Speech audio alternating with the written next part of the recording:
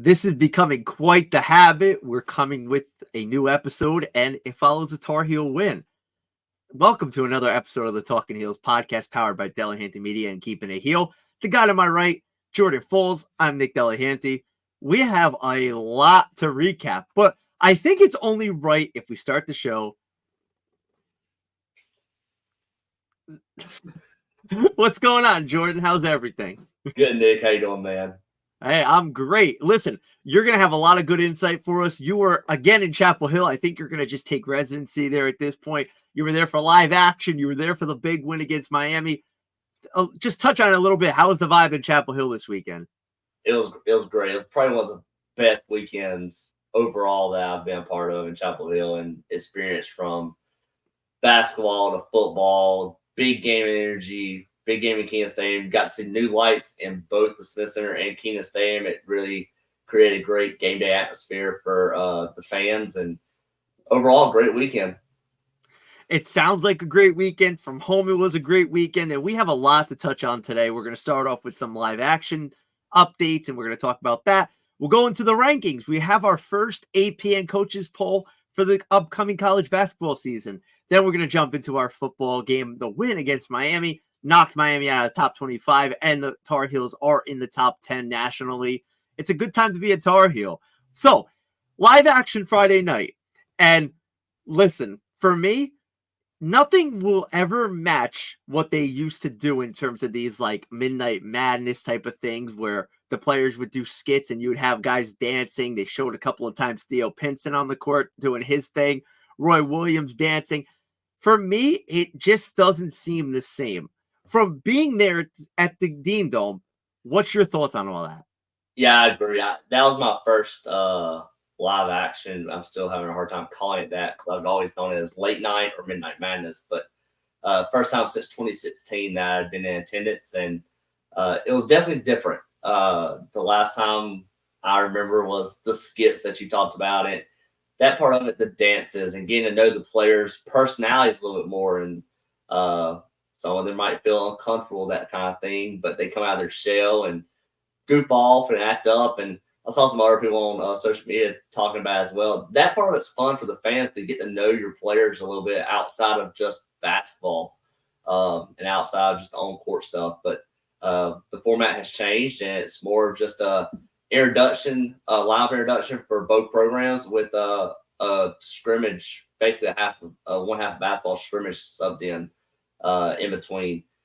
It's not the best in the world. It probably works better for the teams. I guess later in the year now, I mean, they've been practicing for 2 weeks, so it might make more sense for them to actually scrimmage against each other. Whereas in the past, it was more of a, hey, this event kicked off the season, so it really didn't make sense to scrimmage in the past, and now it might make more sense for them. It doesn't make as much sense for the fans, in my opinion. And I feel like they missed such a good opportunity to showcase these two teams. And first and foremost, I'm going to start with Courtney Banghart's team with the women's side.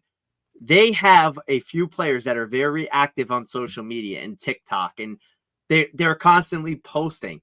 What better way to show the world and who's watching, because remember, it was televised live, to see what these girls are capable of and just how great of personalities they have. Like, this team has a lovable personality. And then you look at the guys' side, those guys, other than Armando Bacot, who was the most serious of everybody in the entire building, everybody else was dancing, having a good time with it. You saw Cormac Ryan kind of go with the old fist pump there.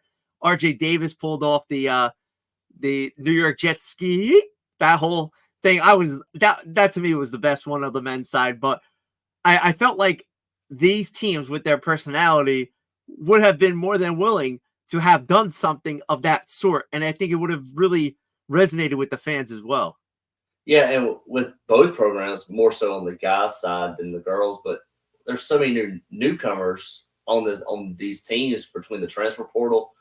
Not a lot of the Tar Heel fan base probably knows much about their personalities outside of what they've seen on TV, either playing against familiar opponents like Cormac Ryan or the returners. So it would have been good to see those personalities and see those in action. Like you mentioned, I know Alyssa Usby is active on TikTok, and Deja Kelly is active on social media and Twitter. So it'd been nice to get those personalities out and not trying to compare to other programs, but I think UConn does like a 3-point contest and a skills challenge, and they match the guys versus the girls. You got 2 talented programs. That would have been a cool event to have, or something that the Tar Heels could look at adding in the future. Yeah, definitely. And I love Carolina basketball, as you know. I love it. But during the event, sitting at home, you felt like you were bored. After the player introductions, it was like, okay, they're playing against each other. You know, it kind of got a little bit tedious after a while. And for me, I would have loved to have seen a shootout or a skills competition, something that just would have spiced it up and changed it up a little bit from that every day. We're going to see them play 40 minutes a night, 30 times a year in just a few weeks. I want to see them. I want to get to know them. I want to understand what the 2 programs are and who they're being represented by. Yeah, I mean, wouldn't you like to see RJ Davis versus Deja Kelly in 3-point contest, or Lacey Darnosky versus Cormac Ryan? I mean, that would be really cool to see. Just who's the better 3-point shooter? And yeah, like you mentioned, I mean, we're going to see him play 40 minutes a night for the next 4 months. So, and then to touch on that, the scrimmages, no offense to the walk-ons or whatnot, but the teams were not evenly balanced. I mean, you had RJ Davis versus Elliot Cadeau, and you had Armando Baycott versus Jalen Washington. Those are 4 guys that we very well could see on the floor at the same time this year. So not playing against each other ever again. So that would be nice to see. I think the biggest thing from the fans' perspective, the only reason it wasn't boring if you were there was some of the people. It's a free event. You get to get in the Smith Center that people might not get to go to every day, and you get to sit as close to the floor as you can get. And that's also just really cool to see. Just see basketball played, even if it is a scrimmage to that close of the floor level. And for people there, and I've witnessed it being at the Dean Dome, B-Dot does such a great job of getting everybody hyped up. Like, he's just infectious with his personality. When he was talking to Theo Pinson, and Theo made the comment, I heard the crowd when they used to boo me when I used to shoot threes. They would yell, "No, Theo, no." And it just made you laugh and remember the good times. And Justin Jackson is more of the responsible, like the mature adult of the 2, and his answers were good as well. But those were the kind of things that it was missing. Like, you wanted to see more of that. But from a standpoint of the whole purpose of it, it is what it is. They felt that this was the best way to do it, and so be it. Before we get into the scrimmages, give me one player from each side who had the best introduction in your mind. The women's side, probably Deja coming out with the crown. That was just Queen Deja. The guys side, I'm drawing blank on who it was. Somebody came out to "In the Air Tonight" by Phil Collins. Oh, and it was Dewey Ferris. I don't think it was Ferris. I think it was. Are you sure it was Ferris? I think it was. Don't quote me on that. I'm not 100% sure on that, but I know exactly which one you're talking about. Whoever came out in that was the best during the introductions by far. And I'm drawing a blank. I'm gonna find out who it was. While you figure that out, I'll give you mine. Yes, Deja with the crown is the best. She came out with the, Rob Landry. Okay. Rob Landry wins that one for you. For me, Deja's an obvious choice too, but I'm going to go Alyssa Utsby. The piano, she really thought this one out. That was pretty good too. Yes, Alyssa's was very creative with the piano. But on the men's side, I got to go RJ Davis. He hit my heart when he started coming out to ski like the Jets. I'm a Jets fan. It just hit me close to home. It just hit me close to home. I loved it. RJ gets some brownie points on my end. But let's talk about the women's scrimmage. Who, in your mind, were some of the standouts? Lacey Darnosky really stood out defensively as far as she really handled her own. And then on the offensive side, who stood out to I've already forgot Friday night because of Saturday, to be honest with you. Listen, that's quite okay because I could give you who I thought. Yeah, give me yours, and I'm gonna go back to mine because I'll go back to what I touched on. Now, of all the players that we saw from the women's side, I left Friday night thinking I cannot wait to see Maria Gokten playing a real game for this team. Because not only did she dominate in the post, she dominated defensively too. Courtney Banghart in her media day conference was saying there's like 2 or 3 times a week where she sees Maria block a shot and she's like, oh, wow, that's amazing. She just brings it. She's tough. She's physical. She could score around the basket. She has good touch. She has good IQ. That's going to be such a big boost to this team. I'm going to give you a little wild card here. My family's going to be very happy about this. They love this individual. Tiani Key looked very good. Is this the year she breaks out because she's healthy? Knock on wood, she stays healthy. But is this the year? And then finally, obviously, India Navarre. Not many people have talked about her as a transfer, but she lit it up from 3. Really showed why Courtney Banghart was so adamant on getting her into Chapel Hill once she hit the portal this offseason.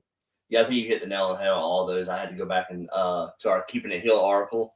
We did a write-up Saturday morning. But go check out the article if you haven't done so yet. Yeah, Maria Gokten, I do remember she had a block on Alyssa Usby on the baseline, and it was just like when Usby made a nice crossover, got to the basket, and I was like, oh, that's a nice move. Like, when you watching it real time, and she went up and thought she had an easy layup, and Gokten came out from the other side and just blocked it. I was like, oh, like, there's something the Tar Heels saw last year when they played against her when they played Boston College. It's nice to have her in the post as a rim protector.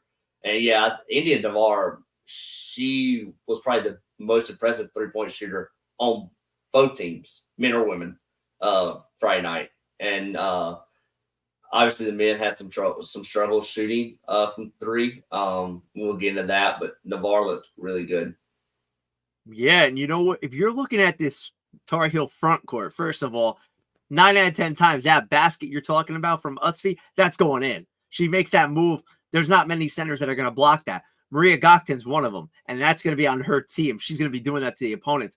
You look at this front court depth, and they just have so much of it. And you're looking at, they have size, they have speed, they could run the floor. It just leaves you with a lot of optimism. And Navarre, she just shot the ball extremely well. I was happy with Paulina Paris, very confident, driving to the basket, kind of like what I saw from her in her high school days. She seems to be getting it.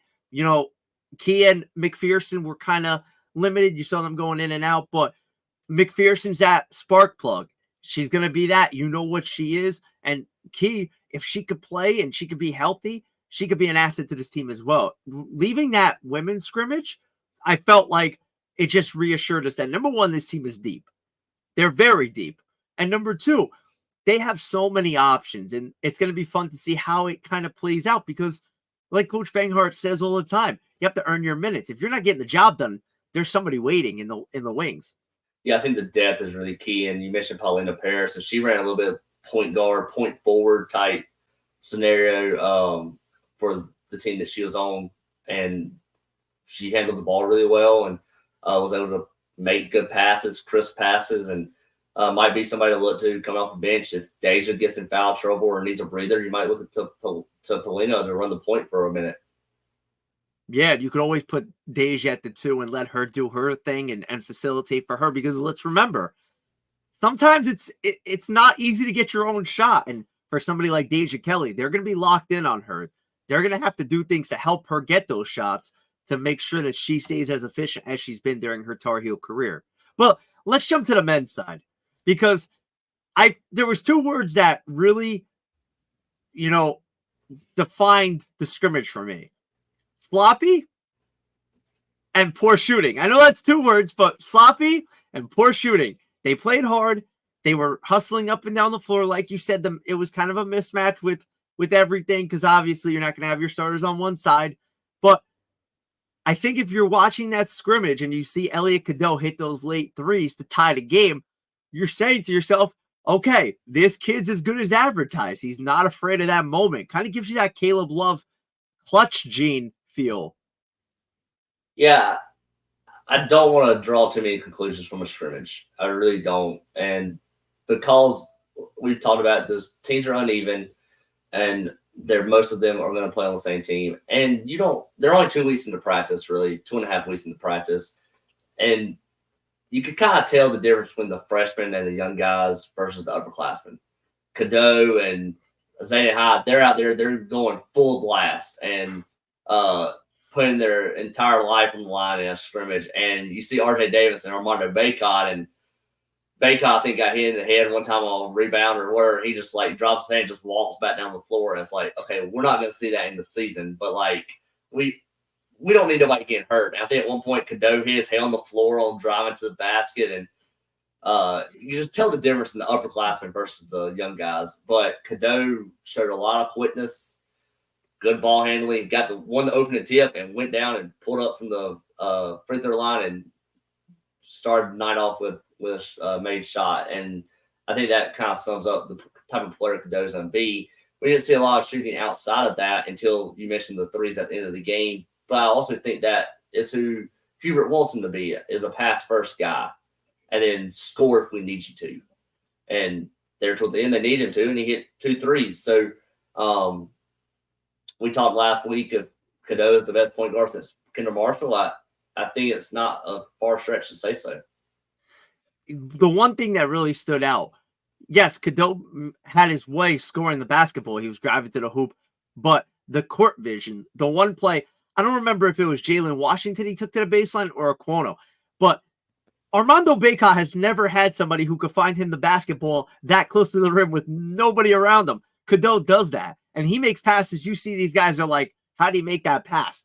It's just incredible to watch. And I got to touch on Zayden Hyde because I was very impressed with him. He has a high motor, and for somebody who is so far under the radar in terms of the media and the fan base, you want to showcase yourself on a stage like that. And to have a good performance in a game like that, yeah, it might help you in terms of getting your name out there, but you want to show the coaches like, hey, when I get that opportunity, I'm going to make the most of it. Yeah, Hyde did a lot. He rebounded well. He boxed out well. He finished at the rim a few times. He didn't do anything that was like outstanding or astonishing that made you go like, oh, wow, he might start. He just did the little things well. And I think that's a good role for him this year. This team is looking for somebody to do the little things well. And I think he can do that. He can come off the bench, probably provide 8 to 12 minutes a game behind Bacot and Washington. I don't think that'd be too much to ask for. And as a freshman, that'd be more than what people were expecting from him 2 months ago. Absolutely. And you know what? You can never have enough depth, and you can never have enough guys that understand their role and are willing to play that role. And Hyde's a guy that, he has the size. He could shoot. Everything you read about this kid, they seem to be really high on what he brings to the table. And no pun intended on the last name there. But they have guys that provide depth that we haven't seen. I mentioned Aquino a little bit ago. He's not a guy who's going to score 20 points, but he'll go into the basket and he'll beat somebody up to get the rebound. You have a guy like Jalen Withers. We didn't even see Seth Trimble in that scrimmage. So there's so much depth that Hubert Davis has to work with. It's going to be a matter of how he uses it. Yeah, it'll be interesting to see that. I know Hubert has got a lot of criticism for the last 2 years for the lack of bench usage, and I think we'll see that change this year. I think he finally has a team that he feels like he is comfortable using the bench, and I think you'll see that moving forward. Yeah, definitely. I think now it's starting to become his team. It's guys that he brought in. You're not going to bring in guys that you don't think could play for you. So I think it does have that kind of effect to it. You did have some Roy Williams holdovers, and now it's starting to become the Hubert Davis era, and we're going to see how it goes. But, of course, we have a couple more weeks till basketball season, and I know that you're chomping at the bit to talk about football because on Saturday night was probably the better night of the two. I can't, live action's great, but Saturday was a little bit better. Carolina goes on, they beat Miami, who was ranked number 25. That was a 41-31 game. You met a pretty famous Carolina person in the crowd. Yeah, I got to meet Alyssa Usby before the game, and that was really cool. Was hanging out waiting for the bell tower walk, and just having to look over my shoulder and saw her walking up, and I was like, I think that's Alyssa Usby, and sure enough, it was. And walked over and introduced myself. She was friendly enough to take a picture and whatnot, and we chatted for about live action for a minute, how deep the women's team is, which we've touched on, and how excited they are for this season. She is one of the nicest human beings you'll ever meet.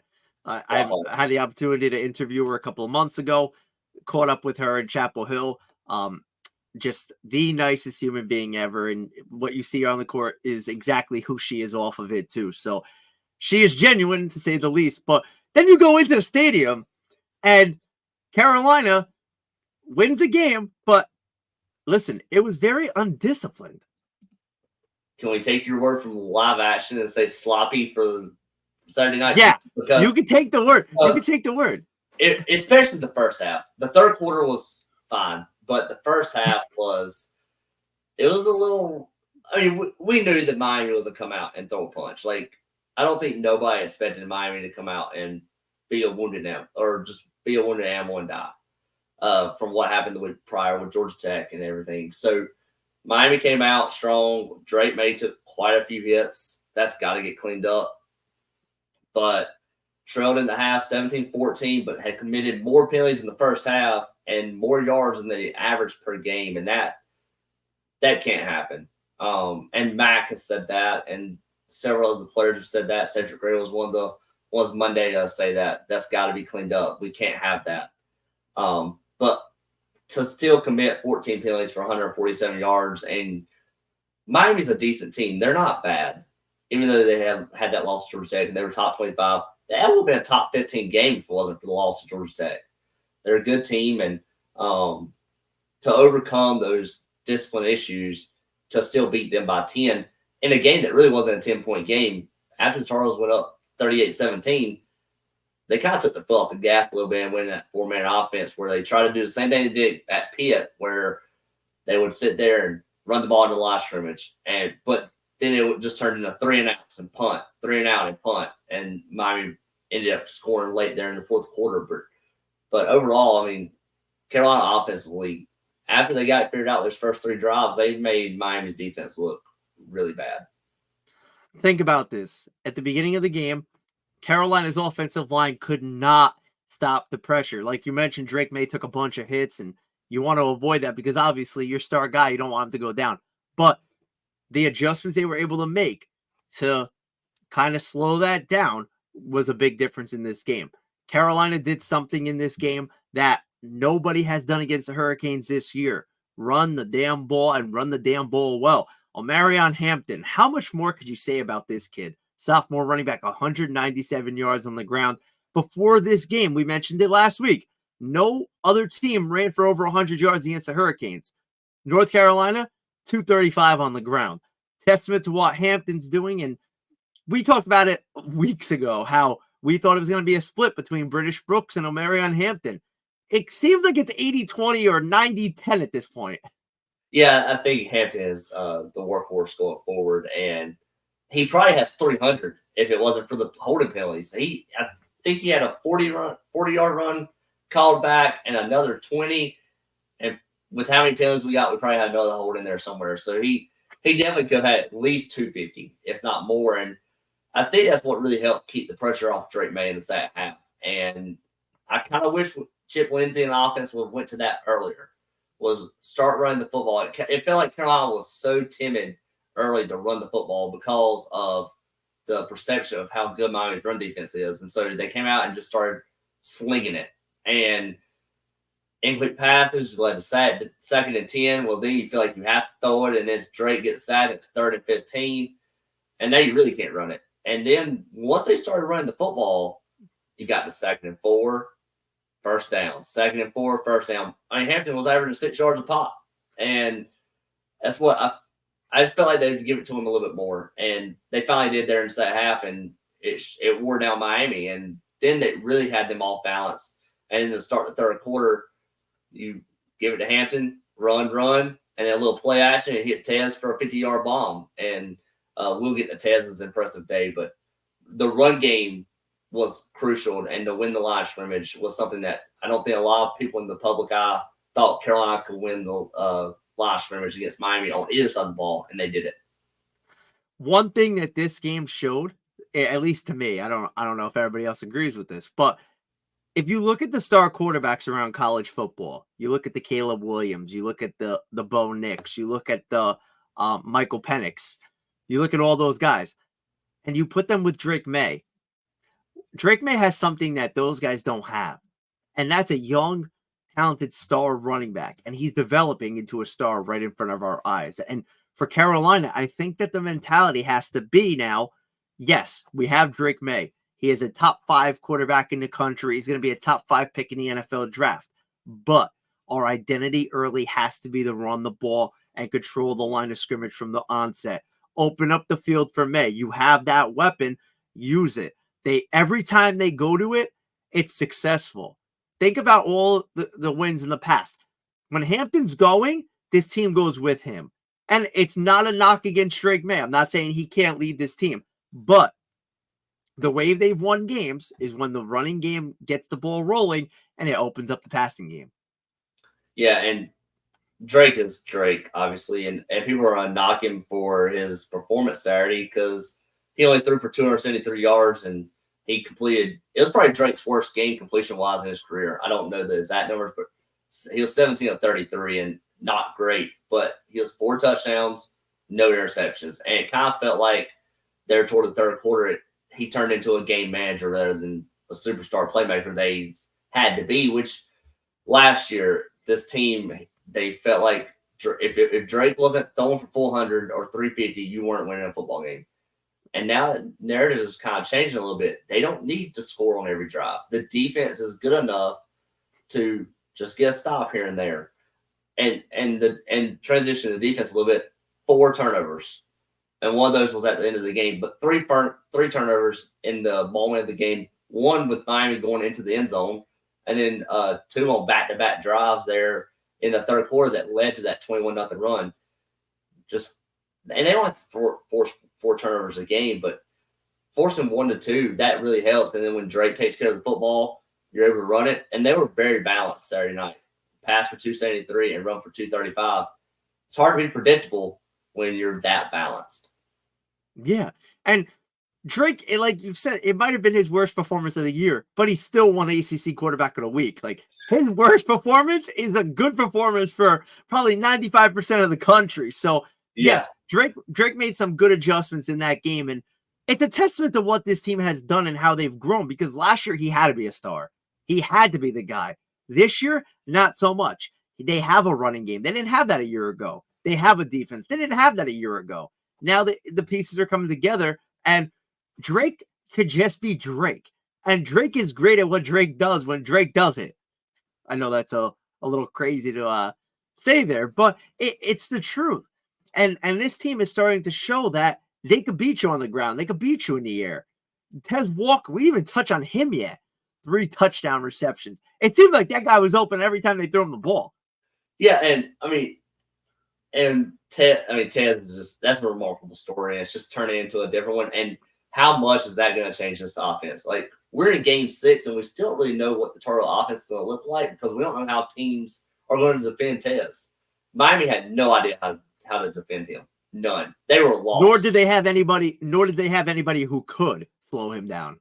Right. And then, so you set it up with, well, the first touchdown was a skinny post across the middle from 15 yards out. And then in the third quarter, you hit the play action, and Drake just throws a beautiful pass right over the cornerback's head. That was a dime. It was a dime. And then, so he's already beat you deep twice, essentially, on fly patterns. Then what do they do in the third quarter on 3rd and 20? Let's run a dagger concept, but let's McCullum go deep and bring Tez across the middle. I mean, is he going deep or is he going across the middle? They have no idea how to defend him. It's going to be interesting to see how teams change their perspective going forward. Do you have to commit a safety to him, double team him? Well, if you're going to move a safety over, you just open up the box a little bit more for Hampton. So, pick your poison a little bit. And Carolina's performance offensively was, 508 yards is phenomenal, but they were nowhere near perfect or even close to it on Saturday night. Imagine if they were as locked in as we think they are. But I want to get your opinion on this because I'm a big comparison guy. I try to find comparisons for some players, especially the upperclassmen, because they have a potential to go into the NFL draft. And Tez Walker, through 2 games, I know it's a small sample size. Is there any, former or current NFL player that you would compare Tez Walker to? I'm trying to think of a former Tar Heel. I don't think I can find one. And I was NFL, 2 guys that come to my mind are Jamar Chase or Justin Jefferson, just because of their size and speed. And I think Tez is in that category of he has the speed to go deeper. And he can beat you over the top, or he can beat you across the middle on those short little patterns. And those, you see Jefferson do it a lot with the Vikings. They move him in motion and things like that. And then the way the Chargers were able to utilize him, they even showed a little package of a reverse with him, and he was able to get 20 yards on it. So he's just so versatile. And those are 2 big names. Obviously, I'm not saying that he is at their level, but those are 2 guys that he shares similar attributes with. The guy and Jefferson and Chaser are good comparisons to him. The guy that it really hit me in the head when I was watching this game on Sunday. He reminds me so much of a bigger Garrett Wilson. Think about what Garrett Wilson did at Ohio State. They moved him around the field. They threw it deep. They threw it short. You didn't know how to defend that guy. And the same thing with the Jets. Now, he is just a bigger and more physical version of Garrett Wilson. I should have known he was going to pick a Jets receiver, of course. Listen, he's the reigning Rookie of the Year. If he's any bit like Garrett Wilson, he's in for a great career in the NFL. Because we know the talent's there. The guy's a freak nature. The talent is there, and yeah, the talent's there. Ted's great. It was awesome to see him score 3 touchdowns in his first true game as the Tar Heel, and obviously he provided a big spurt to the Carolina offense. How about 6 of 16 on 3rd downs? That's terrible. For this team, yes, that's terrible. For this team. They've been one of the best teams in the country in terms of third down, but they were number 2 in the country in 3rd down going into this game. But think about it too. Miami's defense is no slouch. Like we put 41 points up on them, but they're no slouch. It's not like they're like a regular team. If they do this against Virginia, I think we're gonna panic a little bit. But I'm interested to see Miami's defense because going forward, because they were number 13 in the country overall, number 1 in rush defense. But we talked last week about their level of competition. Outside of Texas A&M, they hadn't really played anybody at a high level out, and then before Georgia Tech. So they played Clemson this week. I'm interested to see what they do against the Tigers. And is their defense really top 15, or was their defense top 15 because of their level of competition? I think that'll give us a better idea of what did the Tar Heels face. Their corners, probably their secondary is not the best in the world. They got lost quite a few times. Except for their safety. Their safety is incredible. Yeah, their safeties are incredible, and they definitely did some good things defensively up front. They sent some stunts at Drake early. I think that's what caused some issues up front. Tar Heels did a good job adjusting on that front. And then on the offensive side of the ball, Tyler Van Dyke, he does not like playing the Tar Heels. Let's see. 2 years ago, he had 3 interceptions. 2 years ago, he had 3 interceptions. Last year, he had an interception. And this year, he threw a pick and threw 2 picks and had a fumble. So, Tyler Van Dyke does not like seeing Carolina blue. No, he does not. And for the Hurricanes, the schedule doesn't get easier. They had Carolina this week, like you mentioned. They have Clemson the week after. They have NC State 2 weeks after that. Then they go to Florida State. That's no walk in the park. Louisville, who's been playing pretty good football, they have some real big tests ahead of them. And you know what? It's either going to be they're going to rewrite the ship and get back on track, or this could really spiral. It's going to be interesting to see how they respond, because now this is two losses in a row, and it started with the coaching blunder against Georgia Tech. And then they had a coaching blunder Saturday night. I don't know if you saw it on TV. Have you ever seen a defensive coach get an unsportsmanlike conduct penalty? Yeah, that was ridiculous. He was halfway on the field. And then I have Miami fan behind me, and he's yelling like, "Oh, let him play." I'm like, the coach is on the field at the 20-yard line. Like, what do you mean let him play? Like, I was just waiting for him to tackle somebody. I mean, I was at 14 penalties for Carolina's ridiculous, and a lot of them were our fault. I was unhappy with some of the officiating. It felt like Cameron Rucker was getting held on every play and could not get to TVD, and he finally did there in the second half with 2.5 sacks. But they called a roughing the passer. I don't know who got called for. Was it Miles Murphy or somebody got called for roughing the passer? I think Murphy had one. I think Murphy had it. Yeah. It was like 3rd and 12 on like the Miami was backed up in the on their own 5, and Carolina guy just comes by and taps his head, and it's a roughing the passer. I'm like, I know how the rules wrote, but I mean, he didn't even hit him. Like, it's just unheard. Like, some of the penalties they called were outrageous. But Carolina did a good job handling adversity. Coaches made great adjustments at halftime. We got to see Elijah Husty versus Restrepo. Both of those won battles in their own way. Restrepo was targeted 17 times. That kind of tells you who Miami's go-to receiver is. And Husty was only. I would have targeted him 30 times. That kid's a baller. Gotta give credit where credit's due. That kid's a baller. The kid is good. It might be the best receiver that Husty faces all year. And it really could be. You're right. I mean, I don't know every receiver in the ACC going forward, and we don't have Florida State on the schedule, so we've not even looked at them. But I thought Husty held his own. He got beat a few times, but he also won a few battles, and that might help him develop a little bit more.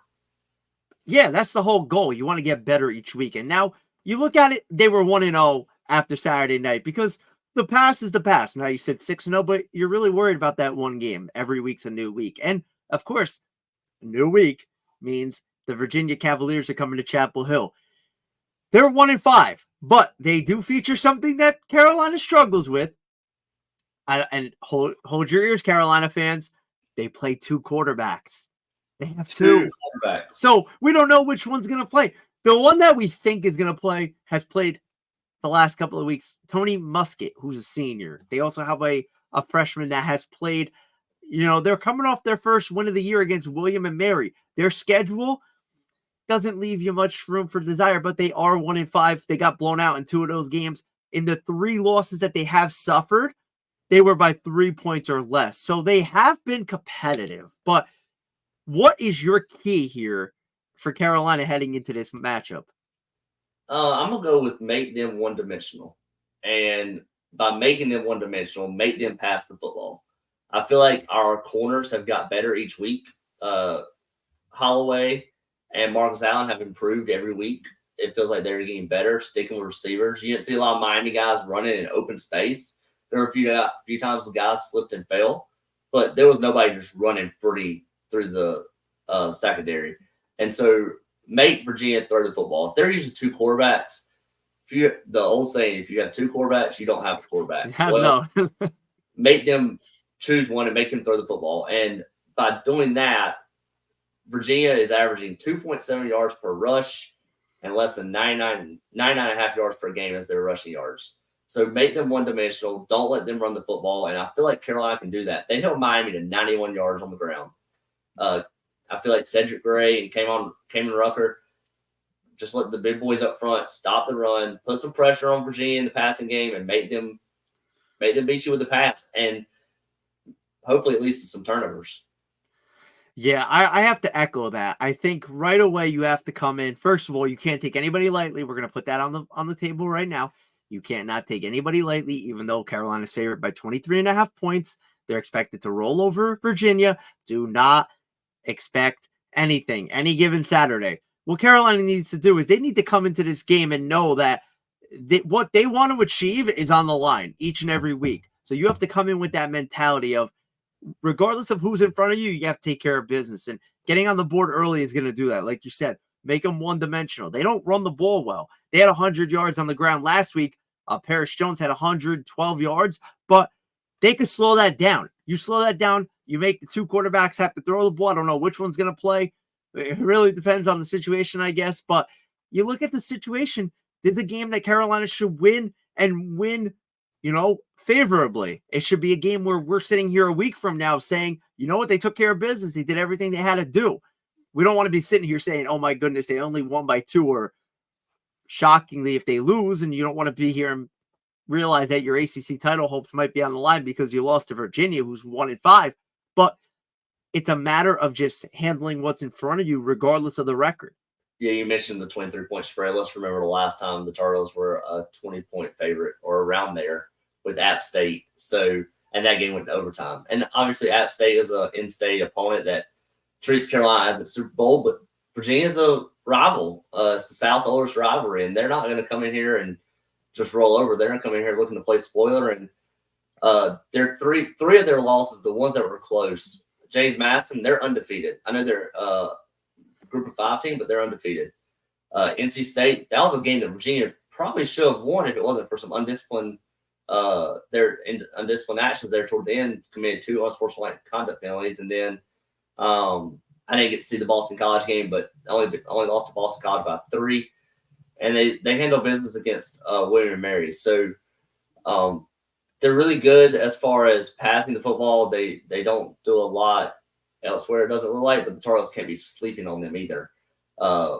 Virginia does only average 250 in the air and 100 on the ground, so 350 a game.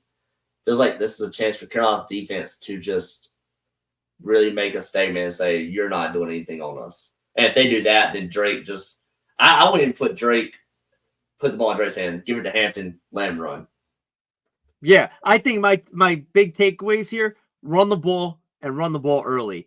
Get Omarion Hampton going, open up the passing game, and try to get the offense on the board as much as possible early on. Let the defense do its thing, win the turnover battle. Because obviously, you win the turnover battle, you're going to be in a good spot. Both quarterbacks are interception prone. They both throw the ball to the other team well. So make them do that to us. And then obviously, you mentioned it last week, and it's so important. They did not have a blocked punt. They do not need another one again this week. I think it's going to be a special teams kind of blunder that we're trying to avoid every week leading up to the end of the regular season.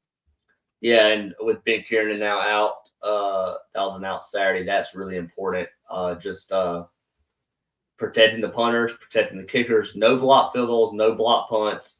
They really have to clean up the kickoffs. Either kick the ball through the end zone every time and it needs to be a touchback, or squib it or sky kick it. People are not staying in their lanes. Miami had almost broke, I think, 2. They were really close to breaking 2 on Saturday night. And that third one, they got to like the 50 and it was called back for a hold. So I know Miami has athletes and they're really fast, but got to clean up the special teams and the kick return game.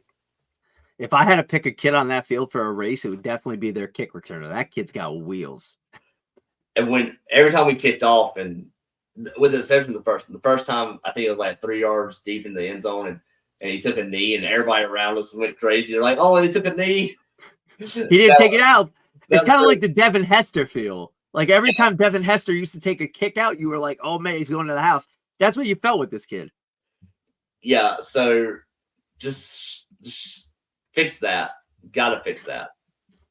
Well, before we and it's all on me because I missed the opportunity to talk about the AP polls with the basketball teams, and I apologize for that. I've been drinking my coffee courtesy of my mom's Carolina mug, so I'm a little bit off my game here. But I do want to go on a rant, and I want your approval for this. I didn't get it beforehand, but I want your blessing that I could go on this mini rant right now. Go ahead, Your Majesty. You are my hero. Okay, so ESPN released their mid-season All-Americans for college football. Okay, and I saw this. There is not one Carolina player on the list. The only one that is mentioned is Cedric Gray, and he's an honorable mention. Now, all I want to say, and I'm not going to totally rip into this because all the players on the list are deserving. I'm not taking any credit away from anybody else. But if you look at every team in the country and you look at how they've improved from years past and what the impact that player has made, there is not a single player in the country who has made more of an impact than Cedric Gray has made on the Tar Heels defense. And they could argue it until they're blue in the face. That is a fact. And he is a guy that needs and deserves more love for what he has done. Heck, Power Eccles deserves a lot more love than he's getting too. But Cedric Gray being an honorable mention is a slap in the face. He should be a no doubt about it. All-American, midseason selection. That guy is a baller. Well, I think every Tar Heel fan will tell you just how important he is. When he went down Saturday night after recovering that fumble, I think Keenan Stadium, you could hear a pin drop. And it was loud the rest of the time, but Gray went down and it was like, is he okay? Like, then he gave the thumbs up.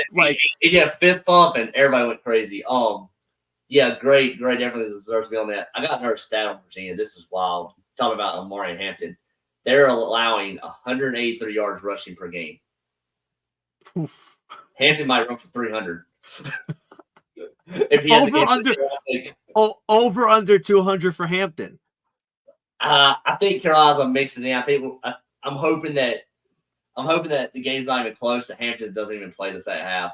And just bring in Caleb Hood and British Brooks just to keep Hampton fresh for Georgia Tech the following week. But yeah, allowing 183 yards on the ground, and they're 122nd in the country in opponent red zone scoring percentage, 95%. So get in the red zone and score touchdowns. We haven't really been that great in the red zone either. No, that carried over from Syracuse, carried over a little bit. Miami, it got a little bit better against Miami, but yeah, Syracuse, we were 2 of 7 in the red zone. That wasn't good, but they're allowing 35 points a game, which is on par with Carolina's scoring, and 412 yards per game, which is a little under what Carolina's scoring. But yeah, Virginia will be interesting. What was your grade, going back to Miami for a sec, what do you give the Tar Heels grade-wise for the Miami performance? That's tough because I feel bad giving them a lower grade for a win.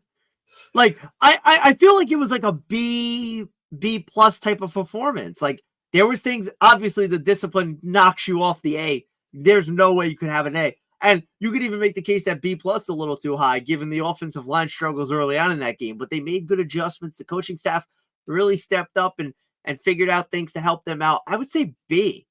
I don't know if you agree with that. I'm going to go a little bit lower. I'm going to go B minus. You're a tough grader, man. You can't have 100. You cannot have 150 yards in penalties, and 6-16 on third down is just very disappointing. But they stay in the B range because of the win, and they finally they did show up for a big game. I mean, that was a game that the program, the fans have wanted for decades, and finally got it, and they finally won a game. Now you have to continue that. I've heard a lot of people compare this. That was a stair-step game. That wasn't a game that now you're at the top of the mountain. That's just another step to get to the top of the mountain. We talked about being nationally relevant last week. You're top 10 in the country. That's all for nothing if you don't keep stepping up the stairs.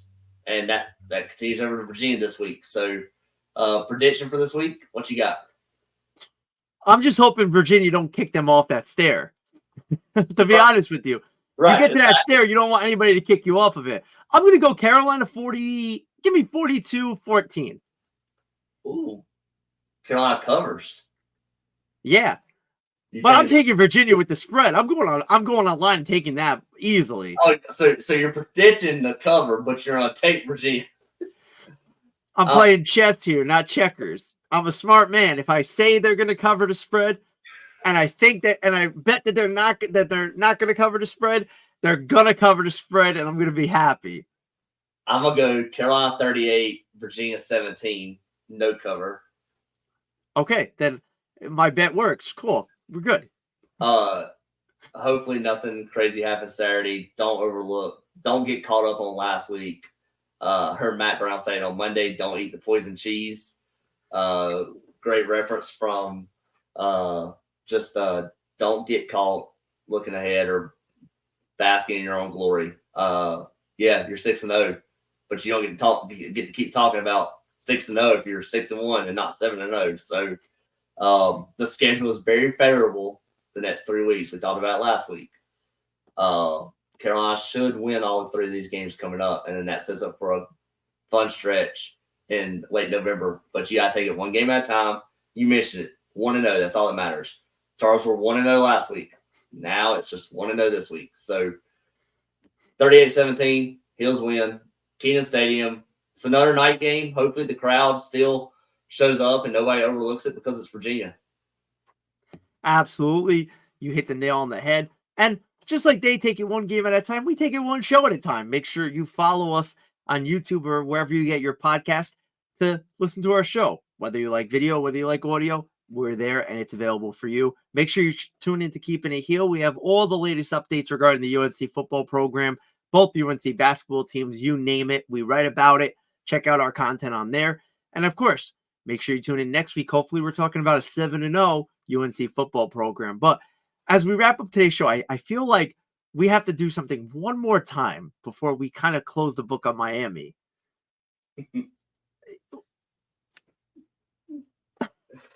That's it for the latest episode. 5 straight wins. 5 in a row. And that's going to wrap it up for the Talkin' Heels podcast. That guy is Jordan Falls. I'm Nick Delahanty. Tune in next week as we'll talk some more UNC football and whatever else comes around. We'll talk to you guys really soon. And of course, as always, go Heels. Go Heels.